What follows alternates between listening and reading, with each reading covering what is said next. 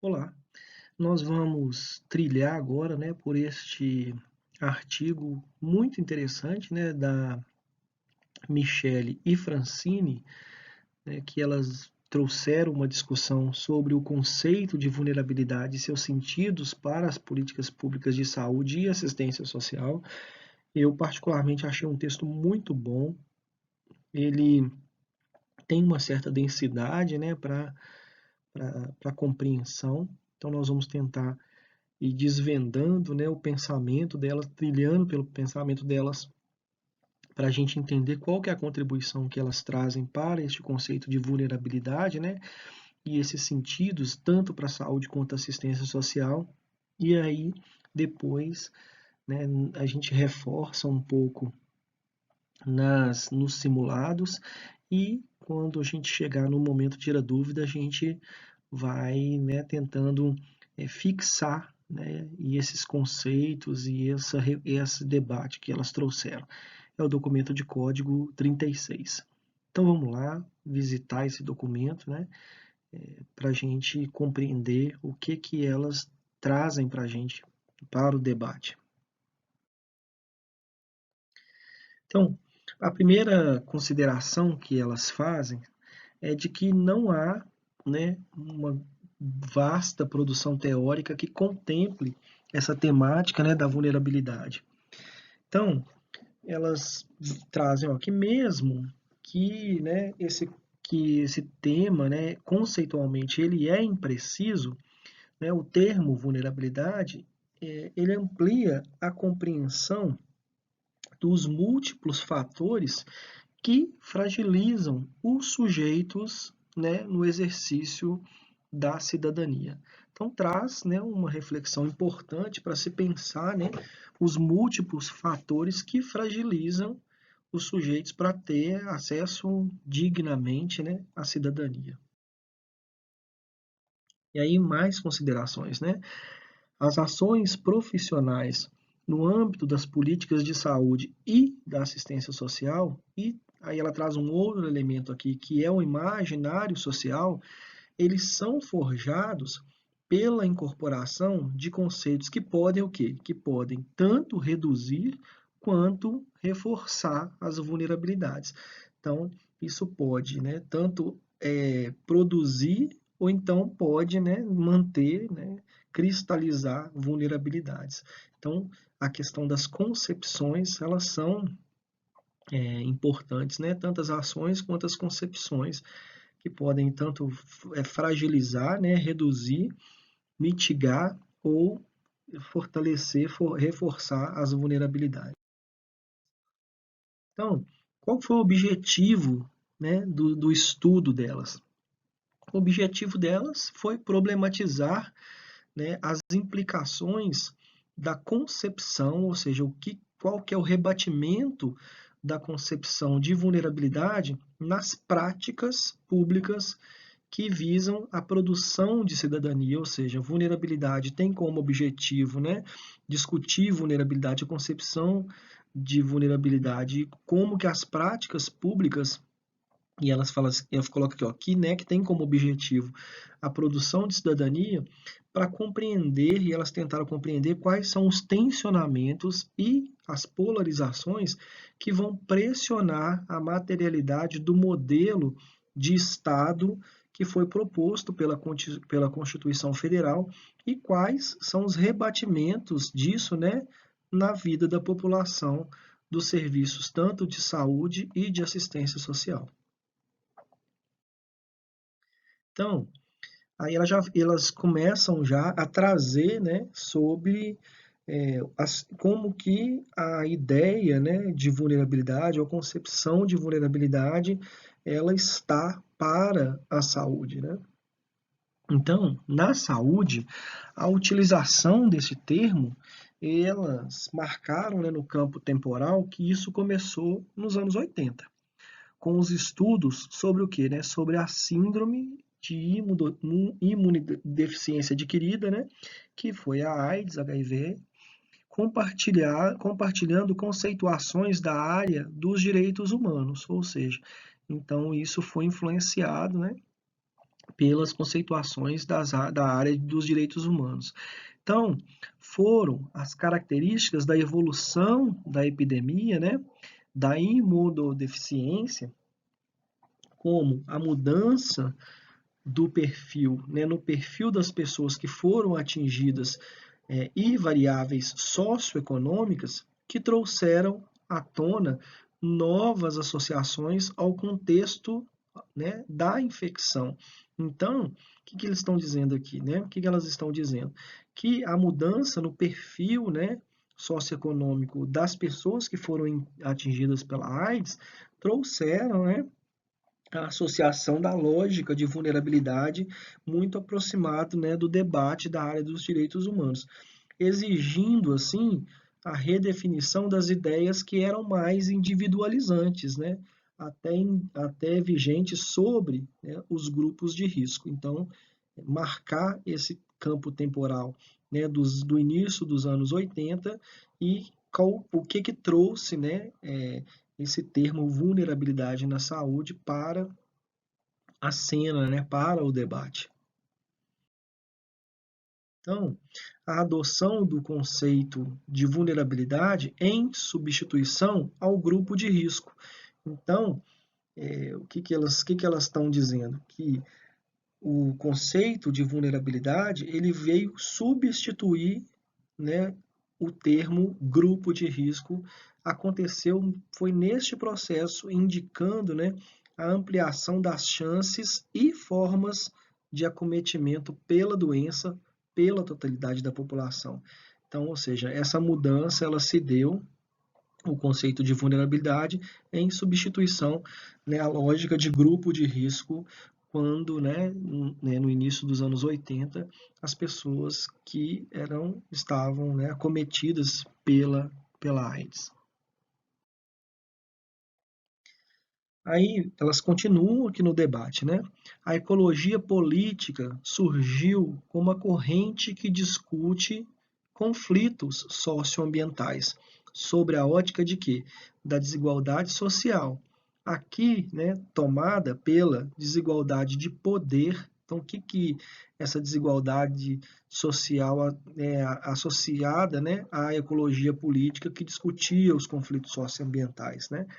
Desigualdade de poder decisório e expulsão das populações economicamente desfavorecidas para, né, as áreas periféricas da cidade, como sua exposição a contaminações e poluição. Então, com o elemento da vulnerabilidade sob perspectiva, né, vindo como perspectiva, o estudo dos conflitos socioambientais passou, neste momento, então, a reconhecer que o aspecto social ele deve estar presente quando se trata de riscos, visto que a propensão de uma população ao risco sofre o quê? Sofre determinações da estrutura, e aí é o campo estrutural, né, da estrutura desigual de concentração de poder. Então, aqui, a ecologia política, o mote dela para discutir está relacionado ao poder, né? Então, é uma outra reflexão que eles vão acumulando aqui para a gente conseguir interpretar, né, como que o tema vulnerabilidade social ele é incorporado ou ele se apresenta, né, no eixo da saúde. Com base nas contribuições dos autores sobre desastres ambientais, observamos que o quê? Que a guinada conceitual em direção ao termo, né, resiliência, tida como né, resiliência? A habilidade e capacidade individual, né, de enfrentar eventos vulnerabilizantes, reacende a preocupação acerca de uma gramática que responsabiliza os indivíduos. Então, o termo resiliência ele está ligado a um termo individualizante, né, da capacidade individual de enfrentar, né, os eventos que vulnerabilizam.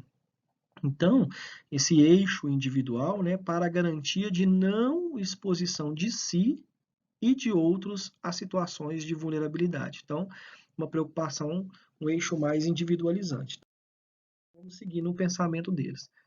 Então, coloca os indivíduos, né, a dimensão individual, como agente, como responsável, né, de reparação da situação de vulnerabilidade que ele vivencia, em oposição ao estímulo, né, em contraponto, né, ou não levando em consideração o estímulo a uma participação popular, uma participação mais coletiva, né, que rompa com processos que são subalternizantes e socialmente injustos.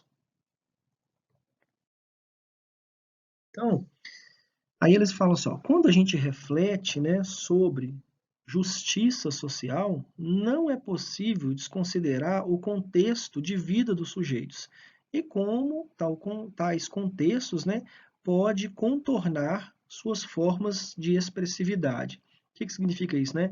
Exercendo influência sobre as maneiras como, né, os sujeitos, né, eles se posicionam na vida social, né, na sociedade, e como que eles também enxergam, né, esses eventos, essas questões que acontecem no campo da vida. E aí, seguindo o pensamento, né, a omissão e o recuo do poder público, e aí já começa a entrar na esfera do poder público, né, em seu papel de proteção social, o que cria, né? Vai criando ciclos de reprodução de situações de opressão, não só no sentido da desigualdade, no acesso às políticas e serviços, não só, né? Mas também de que de cerceamento da livre expressão e da luta dos sujeitos. Então, quando o poder público se omite, acontece isso, né? Qual que é o reflexo disso? O que esconde a dimensão coletiva, né, da vivência das populações em contextos de produção de vulnerabilidades. Vamos seguir no raciocínio dela. A saúde, então, ela vai reconhecer a preponderância das conjunturas macrosociais sem desconsiderar a dimensão pessoal requisitada para o enfrentamento das situações vulnerabilizantes. Então, ou seja, reconhece, né, as conjunturas macrosociais sem desconsiderar, né, a questão pessoal, a questão individual requisitada, né, para esse enfrentamento. Então, o que é isso, né? Um olhar em relação a contextos mais amplos, desiguais e injustos socialmente.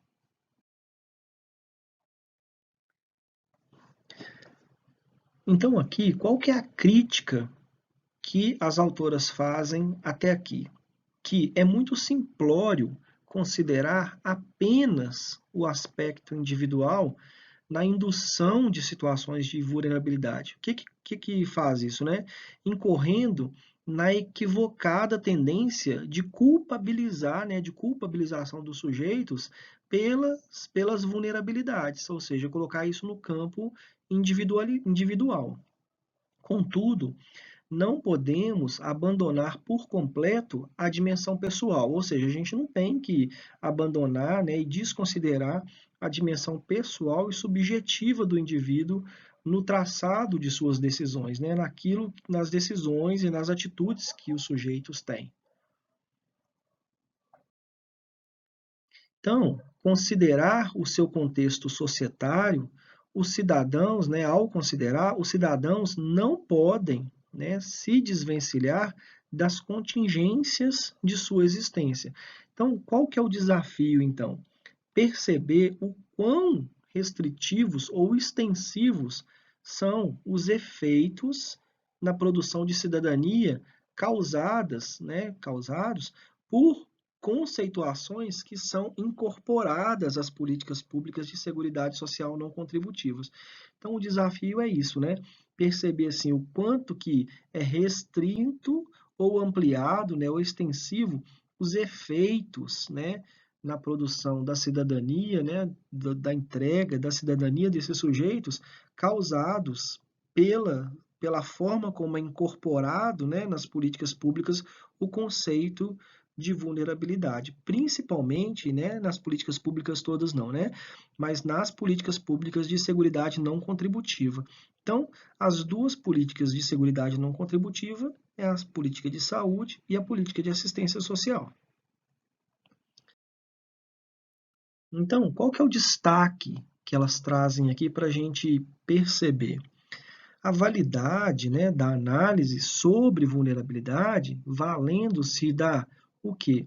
Da associação de variáveis. E aí, ou seja, qual que é a validade, né, da análise de associar a dimensão tanto de cunho individual quanto de cunho social, né, ou seja, no âmbito social e no âmbito programático, né, institucional. Então, essa tríade, né, a dimensão das variáveis, né, da associação individual, social e programático, que elas vão se interrelacionar por meio de seus limites imprecisos e também que são permeáveis a um conjunto de coisas, né? Então, né, fazer essa análise, segundo elas, esse processo ele vai favorecer, né, então fazer isso favorece compreensões menos reducionistas, né, norteando políticas públicas mais condizentes com a realidade. Então, ou seja, fazer essa análise, né, associando essas variáveis, né, que vão se interrelacionar, isso pode favorecer compreensões que são menos reducionistas, ok? Então vamos lá.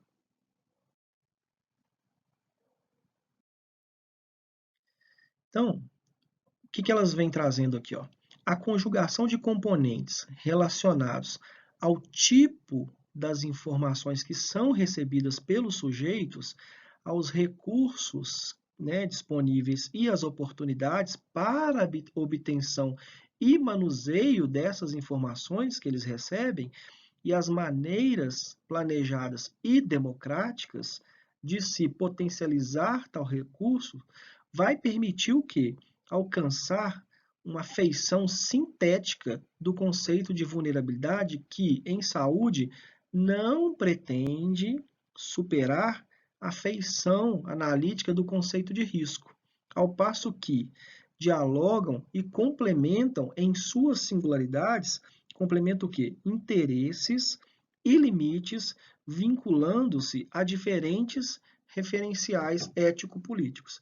Então, essa conjugação, né, do tipo de informação que são recebidas pelos sujeitos, e aí a combinação, né, com os recursos e também as oportunidades, e mexendo nessas, trabalhando essas informações de maneira planejada e democrática, vai permitir, né, ou seja, que esse conceito de vulnerabilidade, né, mesmo que ele não tente superar, né, a dimensão do conceito de risco, que vai dialogando e complementando, né, os interesses e os limites referenciais, né, numa dimensão mais ético-política. Então, continuando, né? Os conceitos sobre vulnerabilidade, eles surgem na área da saúde, reordenando as práticas de prevenção e promoção para um enfoque bem mais contextualizado e atento, né? Ou seja, mais vinculado, observando o aspecto social. Então, agora, a gente, né, feita aquela análise, né, de que o conceito de vulnerabilidade ele traz elementos para se pensar tanto o imaginário social, mas também como as práticas nas políticas elas são influenciadas, né, pela entrada do conceito de vulnerabilidade na saúde. Aí agora, no segundo momento, elas vão discutir o conceito de vulnerabilidade na assistência social, na política de assistência social. Então, na assistência, elas trazem que o termo vulnerabilidade, ele sofreu, né, ou seja, ele foi adjetivado, um complemento, né, no termo social, que indica o quê? A evolução do entendimento acerca das privações e desigualdades ocasionadas pelo quê? Pela pobreza. Então, aí elas vão fazer um recorte temporal. A partir dos anos 90, inicia-se um esforço teórico. Então, se lá foi no início, na saúde, no início dos anos 80, aqui, né, a partir dos anos 90, inicia um esforço mais teórico para a compreensão do fenômeno da pobreza e suas consequências, para além do enfoque das variáveis que eram meramente econômicas, ok? Então, esta, né, é a tônica levada, né, a cabo por organismos internacionais, incorporando, né, lá nos anos 90, o conceito de vulnerabilidade com um cariz bem mais ampliado às políticas sociais brasileiras. Então, isso reorientou, né, a política de assistência social nos anos 90. Então, quais as imbricações, né? As imbricações entre os conceitos de risco e vulnerabilidade no campo da assistência social levam a concepções que tomam desde o quê? Né? A dimensão mais individual do risco, né? Sobre a vulnerabilidade. Então, ou seja, dois elementos, a dimensão individual relacionada ao risco sobre a vulnerabilidade. Passando pelo quê? Passando pela assunção, né, pela elevação do risco como, como o quê? Como uma condição da frágil sociedade contemporânea e a vulnerabilidade como o quê? Como a condição dos indivíduos inseridos nessa sociedade, né? As condições objetivas desses sujeitos inseridos nessa sociedade contemporânea numa condição muito frágil, né? Então, qual que é o resumo disso, né? Atrela a situação de vulnerabilidade dos sujeitos a um determinado risco, a um certo risco, né? Advindo da condição frágil, né? Dessa sociedade contemporânea. Então, veja bem, ainda que as discussões empreendidas prezem por distinções conceituais, temos de admitir que o termo vulnerabilidade, no escopo da assistência social, ele vai se destacar pela aptidão com que engloba situações entre a iminência de um risco e a desvinculação ou desfiliação social de fato. E aí, né, o áudio falando sobre a desfiliação social na perspectiva do Amartya Sen. Então é importante ouvir, né, este áudio lá da desfiliação social. Do que é isso, né, essa construção deste termo no âmbito conceitual e principalmente, né, para entender como se foi construído as pesquisas, né, e a influência deste termo desfiliação social no âmbito da assistência social. E aí, olha só, uma chave de leitura, né? Muito embora possamos considerar que a vulnerabilidade ela vai se instalar em maior grau nas populações pobres, mas em que termo, né? Nas sociedades capitalistas contemporâneas, em que as relações sociais elas vão se desenvolver, né, por modos marcadamente complexos. A questão econômica, ela é relevante, porém, ela não é determinante. Por que que ela não é determinante, né? Porque não é só a base material, né? Mas também outras determinações que elas vão discutir também, né? Principalmente, por exemplo, a falta de acesso às políticas públicas, né? Então, a dimensão da vulnerabilidade também leva isso em consideração, para não ficar o debate que elas trazem é de não ficar somente restrito à dimensão econômica. Então, devido ao acesso, né, ao precário acesso à renda, os sujeitos ficam privados ou acessam com mais dificuldade os meios, né, de superação dessas vulnerabilidades que eles vivenciam, seja tais meios materiais ou capacidades impalpáveis, como a autonomia, a liberdade e também até mesmo o autorrespeito, né? Vai perdendo, inclusive, né, a dimensão desses valores, né, de acesso a esses valores. É nesse sentido que se torna possível associar a vulnerabilidade à precariedade no acesso à garantia de direitos e proteção social. Então, a chave também aqui, ó. Então, é nesse sentido, né, de não vincular somente a dimensão de ordem econômica, é que torna possível associar que a vulnerabilidade, ela também, né, ela está associada a precário acesso à garantia de direitos e proteção social, caracterizando a ocorrência de quê? De incertezas e de inseguranças, e o fácil e o frágil, né, ou até mesmo nulo acesso, né, a serviços e recursos para a manutenção da vida com qualidade, né, e com dignidade e no âmbito da cidadania, né?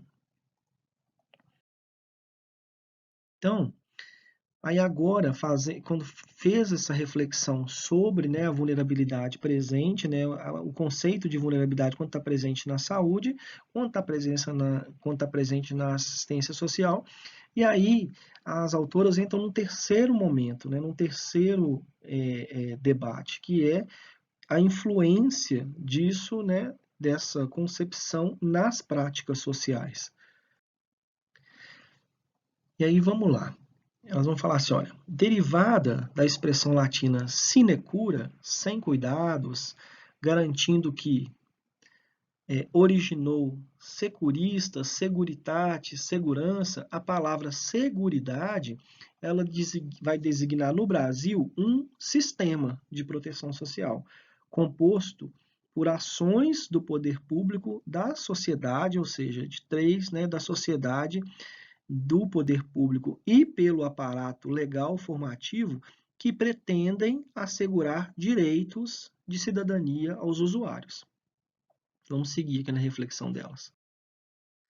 Ao passo que inaugura um processo inovador, né, e aí elas fazem esse destaque, para implementar as políticas sociais que compõem esse tripé da Seguridade Social. O sistema de Seguridade Social também atua na manutenção do modo de produção capitalista por meio das bases para o trabalho, para a reprodução da força de trabalho.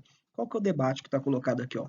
Mesmo que, né, a Seguridade Social ela vai inaugurar um processo bem inovador de acesso, né, e para também implementar as políticas públicas, né, de proteção social, de seguridade social, ela também cumpre um outro papel, que é de atua na manutenção do modo de produção capitalista. Por que meio, né? Por meio da reprodução da força de trabalho. Então, ou seja, a Seguridade Social ela tem vamos dizer assim, essas contradições. A Seguridade Social brasileira teve incluídas em seu escopo a saúde e a assistência social em uma linha programática vinculada à proteção social redistributiva, diferentemente da lógica do seguro em que foi assentada a Previdência Social. Ou seja, ela aqui é redistributiva e a Previdência Social é para quem dela contribui, né? Então, olha uma chave de atenção que precisa ter aqui.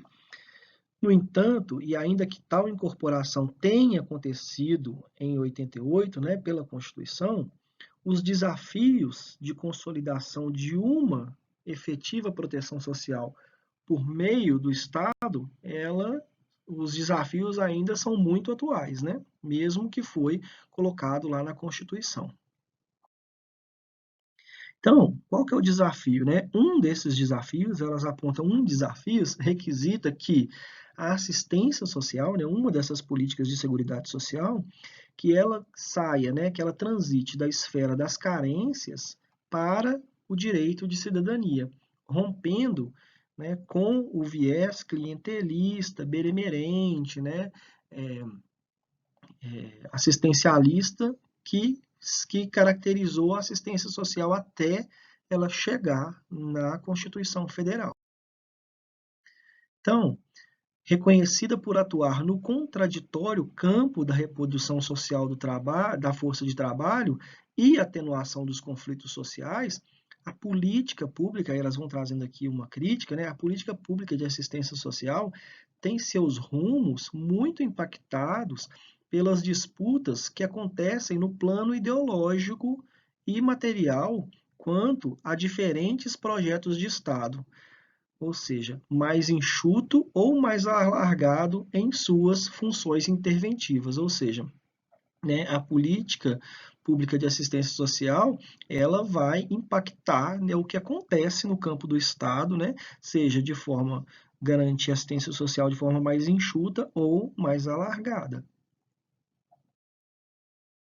E aí, garantir direitos de cidadania, nesse prisma, tem implicações de um ideário, né, que é um pouco estigmatizante, socialmente construído, que além de que de moldar a opinião pública, e aí o impacto disso no imaginário, né, da opinião pública, influencia diretamente a formação e o trabalho de profissionais das áreas de saúde e de assistência social. Então, assim, né, então esse imaginário, né, estigmatizante, ele vai sendo, né, ou seja, ele vai refletindo e vai irradiando, né, pode influenciar tanto a opinião pública quanto a formação e também o exercício profissional de profissionais da área, tanto de saúde quanto de assistência social.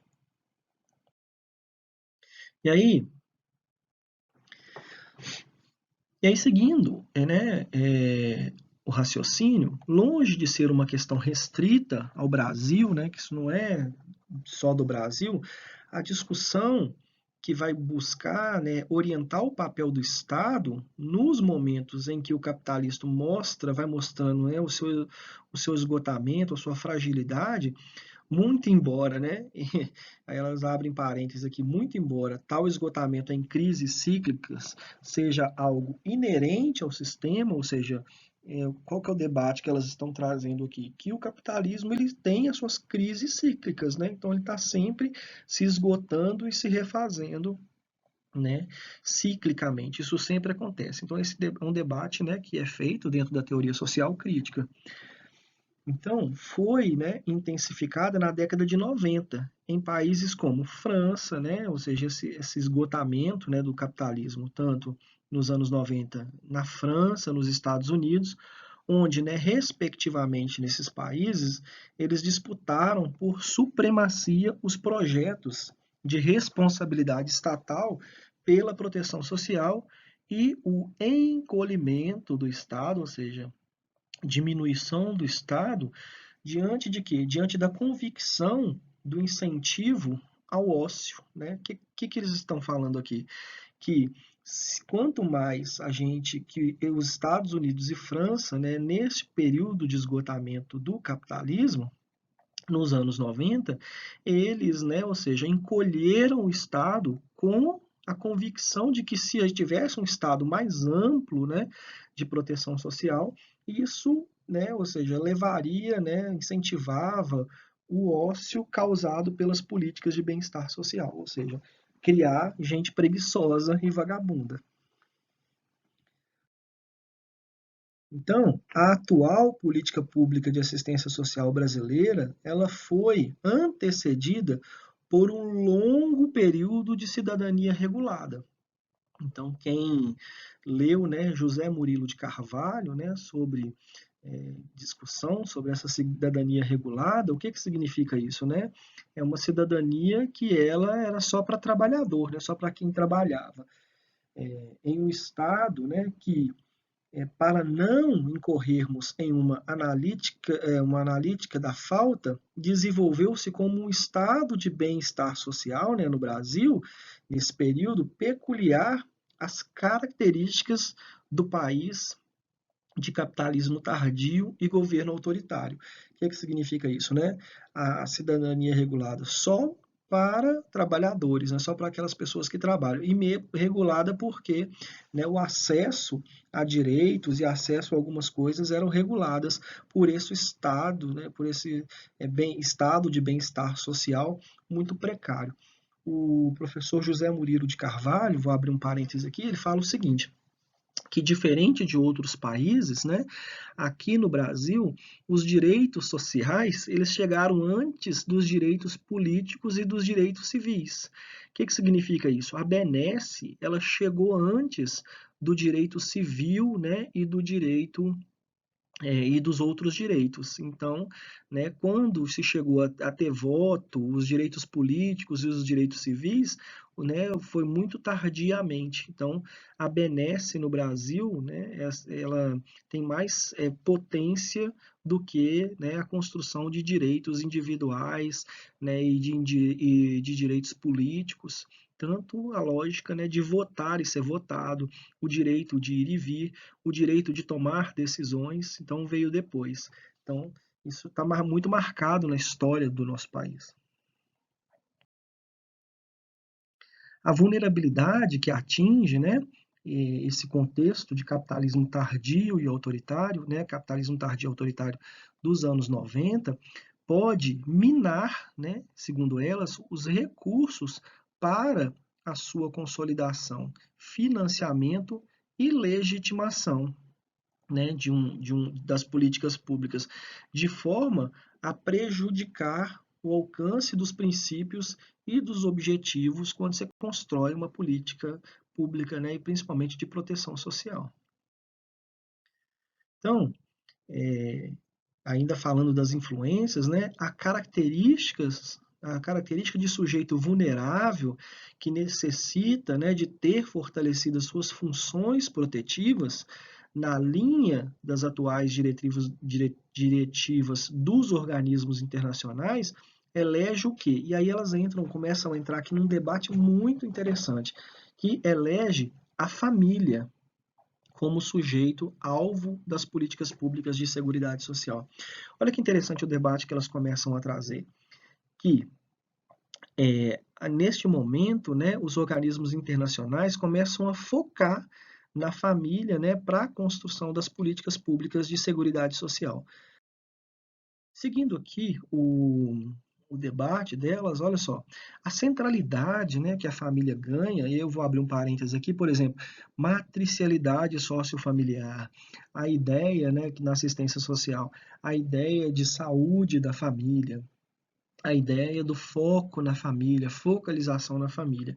Então, isso a princípio não seria um problema, né? Você abordar a família, porque inclusive está no âmbito constitucional. Mas vamos ver aqui qual que é o debate que elas fazem.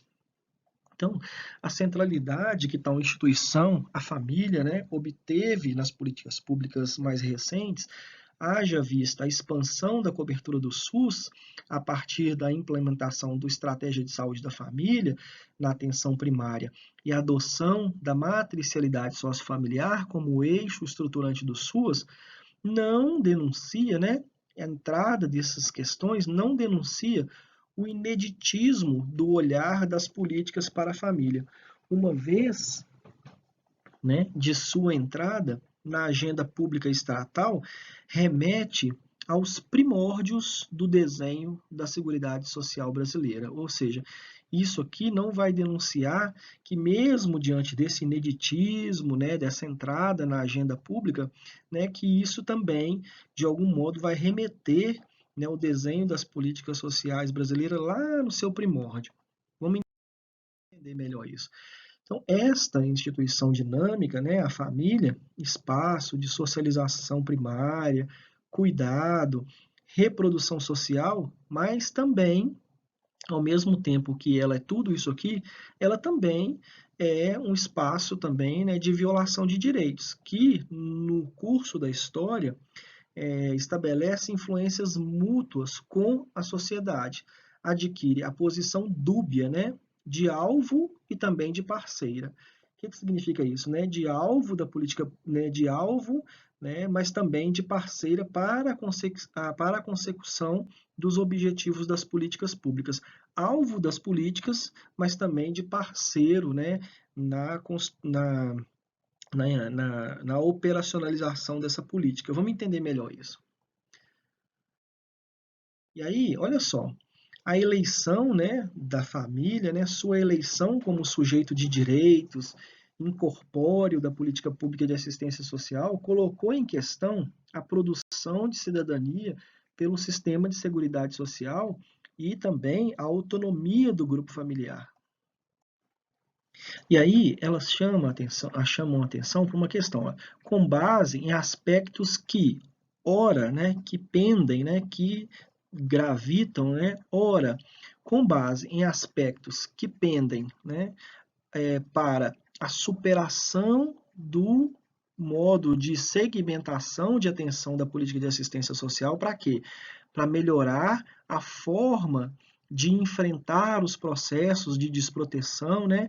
Mas também pode migrar para uma ideia, né, e outro momento, entre a desresponsabilização do Estado e sobrecarga das famílias quanto à resolução das situações de vulnerabilidade que vivenciam.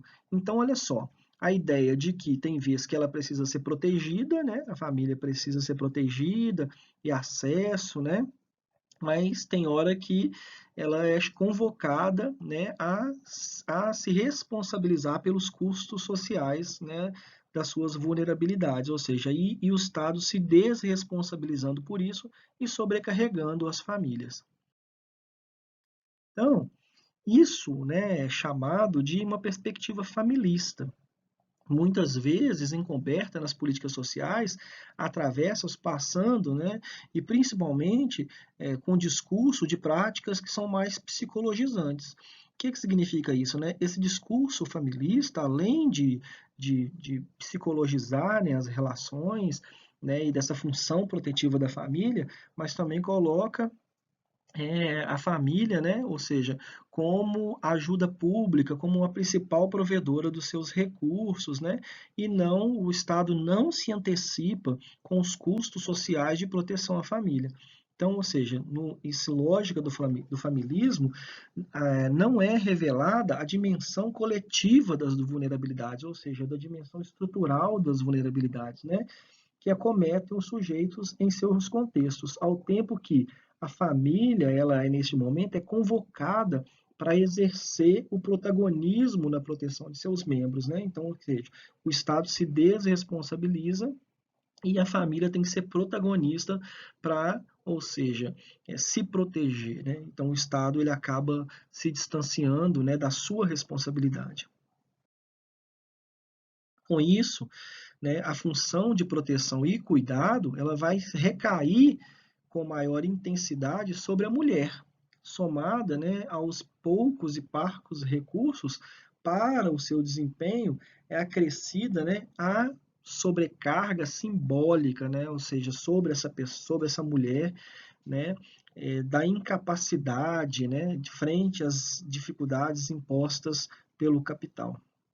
Então, ou seja, sobrecarregando simbolicamente a família no papel, né, de gênero, né, da mulher, intensificado na mulher.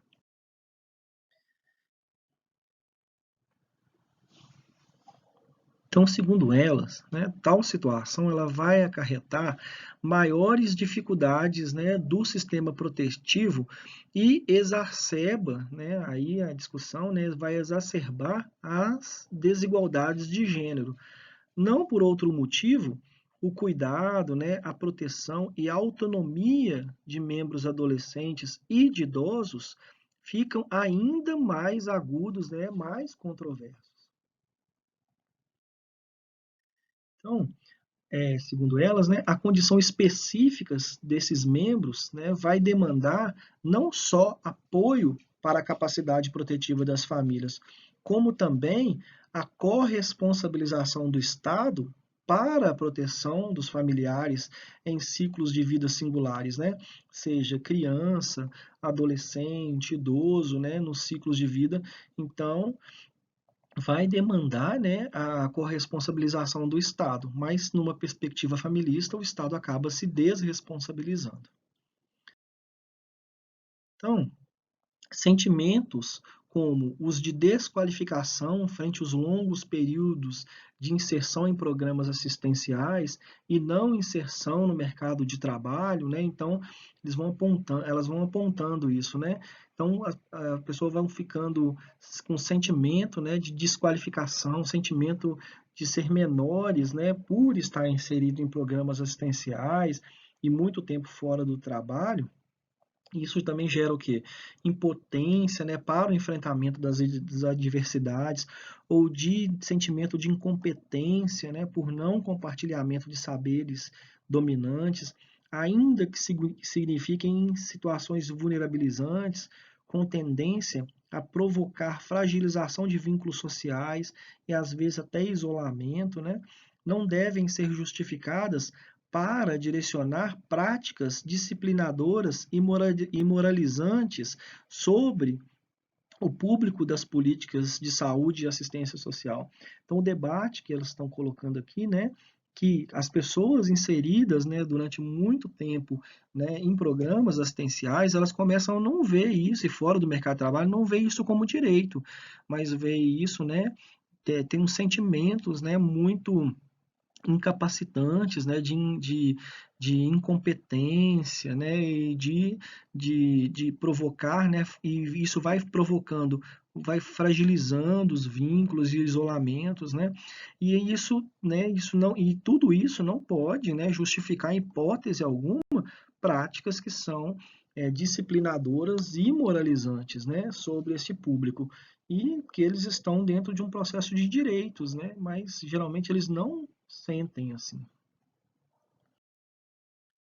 O reconhecimento, né, das potencialidades dos cidadãos como sujeito de direitos e a necessidade, né, iminente de se descortinar as implicações estruturais que os colocam em situação de vulnerabilidade, ou seja, isso não é uma questão é, singular, né, isso não é uma questão própria do sujeito, mas isso tem a ver com a estrutura, né, da sociedade, né, um aspecto estrutural da sociedade, requer, então, organização para exigência, né, do poder público de acesso mais igualitário e oportunidades que fazem parte de uma conduta que vai, né, pressupor um esforço muito constante, né, para mudar este quadro. Então, elas vêm trazendo aqui que apoiar o desenvolvimento, né, de capacidades humanas individualmente, nas famílias e no território, vai pressupor o quê? A adesão de uma vertente, né, protetiva que vai admitir a existência de ativos e o benefício de fortalecê-los, né, fortalecer esses sujeitos para o enfrentamento de situações de vulnerabilidades. E aí, é, continuando o debate, né, entretanto, em meio, né, às discordâncias teóricas acerca, né, do grau de mercantilização que está presente, né, na concepção de ativos, a importância, né, de considerá-los não minimiza, né, então, assim, como que essa mercantilização de falar sobre os ativos que as pessoas têm, né, não minimiza, né, a inevitabilidade de se problematizar que o acesso a uma estrutura de oportunidades, né, para essas pessoas depende muito, né, sobremaneira de trade-offs, né, na área econômica, um termo muito usado para descrever, né, algumas situações, é isso, né, que significa nada mais do que escolher uma coisa em detrimento da outra, né, manejados na esfera pública e da efetiva participação popular nas tomadas de decisão. Então, a ideia é o seguinte, né, que reconhecer esses ativos vai para além, né, de que esses sujeitos, né, eles escolham uma coisa em detrimento da outra, mas que, de fato, né, haja uma efetiva, né, na esfera pública, um efetivo manejo da participação popular, né, para a tomada de decisões, e não seja uma coisa e outra, né, mas que a tomada de decisão seja mais efetiva. Então, o conceito de vulnerabilidade que foi observado, né, por elas nas produções teóricas sobre políticas públicas de saúde e assistência social, segundo elas, vão evidenciar a conformação de um conceito que ainda está em processo, mas que, sobretudo, indica, né, a multiplicidade de fatores, né, que determinam esse fenômeno. Então, segundo elas, né, o olhar para a integralidade dos sujeitos em situação de vulnerabilidade nada mais faz do que se alinhar à constatação de que estes sujeitos, né, eles possuem demandas e necessidades múltiplas, né, de diversas ordens, possuem capacidades e se encontram, né, não é só necessidades, mas possuem capacidades e se encontram em um estado de suscetibilidade a um risco devido a quê? A vivência em contextos de desigualdade e de injustiça social. Assim, né, segundo elas, a justiça e equidade na distribuição de riqueza, poder e na estrutura de oportunidades é que são, né, os horizontes, né, que precisam existir para se romper com a ordem capitalista e também, né, buscar uma nova ordem societária livre, né, de discriminações e de subalternizações. Então, vulnerabilidade, segundo elas, e capacidade estão inseridas em um igual processo de luta, né? Vulnerabilidade e capacidade. Por um lado, né, as vulnerabilidades, mas também as capacidades, elas têm que caminharem juntas no processo de luta para a superação, ou seja, na vulnerabilidade resulta, né, o germe, resulta ali a semente para o seu processo próprio de enfrentamento, ou seja, a própria condição de vulnerabilidade ela pode gerar, né, pode ser sementes para para um enfrentamento, né, da própria vulnerabilidade. Dessa forma, né, segundo, né, o pensamento delas, dessa forma será, né, assim exigido do Estado, por meio dos serviços públicos, maior aproximação possível, né, com o cotidiano das pessoas, pois é no cotidiano que os riscos e as vulnerabilidades eles vão se constituindo, né? Então, a responsabilidade na garantia de direitos pelo poder público e a ativa participação popular, ou seja, a responsabilidade do Estado e a participação popular, são dois elementos que são essenciais para a defesa, né, e também para exercer, né, para usufruir da cidadania pela parcela da população que vivenciam situações de vulnerabilidade. Então, para elas, né, é imperativo retornar ao importante e estratégico espaço, né, ocupado por gestores e profissionais do SUS e também do SUAS em qualquer das três esferas governamentais, né, para quê? Formados por sua história e convicções pessoais, esses trabalhadores, né, os trabalhadores, então a luta dos trabalhadores e o cotidiano e a presença dos trabalhadores imprimem sua digital no curso da consolidação dos direitos de cidadania previstos no âmbito da Seguridade Social brasileira. Então, os arranjos, né, intersetoriais, a interação interdisciplinar e o respeito à liberdade à liberdade dos sujeitos de direitos, essa tríade, né, arranjos intersetoriais, a interação interdisciplinar, né, dos profissionais e o respeito à liberdade dos sujeitos de direitos, que são usuários das políticas públicas, são práticas, né, e aí a defesa delas são práticas que têm um potencial muito grande para eliminar, né, relações que são assimétricas, né, que são incongruentes, né, que insistem em vigorar nas instituições onde as vulnerabilidades elas devem ser suprimidas e não reforçadas, né? Isso aqui é a chave de leitura, né, da posição que elas estão colocando. Enfim, no texto, né, elas vão tecer as considerações finais, dizendo o seguinte, né, o termo vulnerabilidade foi inserido, né, no léxico das políticas públicas brasileiras de seguridade social não contributiva, orientando a abrangência de suas ofertas, ou seja, foi inserido e foi para orientar mesmo a abrangência de suas ofertas. Mas, todavia, né, contudo, conforme os resultados, né, que o estudo que elas apresentaram, a imprecisão conceitual do termo ainda continua, né, demandando, aí elas falam, ó, tem que ter mais trabalho, né, sobre essa terminologia, né, sobre esse termo vulnerabilidade. A reflexão crítica, né, com base na revisão da literatura sobre vulnerabilidade, seguridade social e cidadania nas áreas de saúde e de assistência social, revelou, né, para elas pontos de convergência que são sinérgicos no que diz respeito à ideia de um conceito que representa as múltiplas determinações, né, as múltiplas determinações que incidem sobre os contextos, né, dos cidadãos que vivenciam frágil ou até mesmo nulo acesso aos direitos.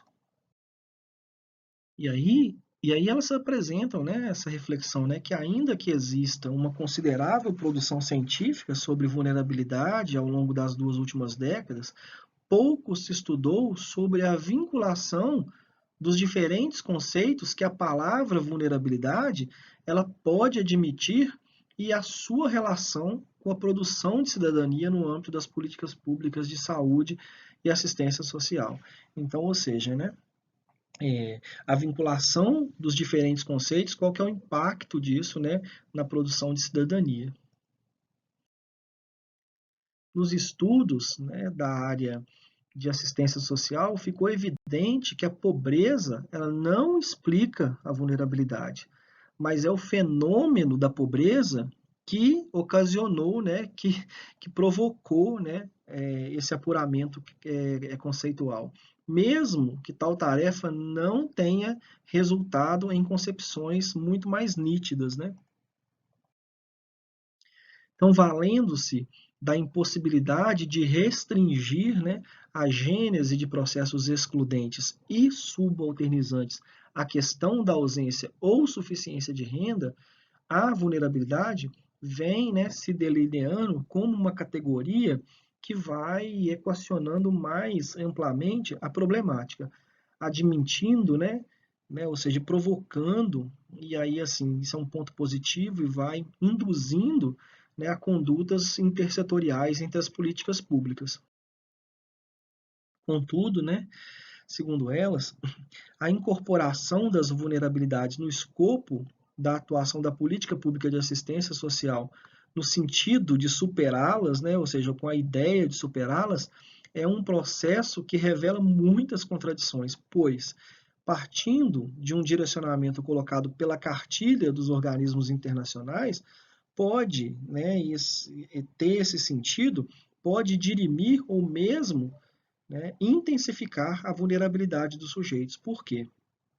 Porque se a assistência social ela se coloca no lugar de que vai superar as vulnerabilidades, né, isso pode, inclusive, fortalecer e agudizar ainda mais, né, a vulnerabilidade dos sujeitos. Então, a assistência social, segundo elas, não tem que ser uma super política, né, ela não tem que se propor a romper e acabar com a vulnerabilidade social, né, porque senão isso pode, né, fortalecer a cartilha dos órgãos internacionais.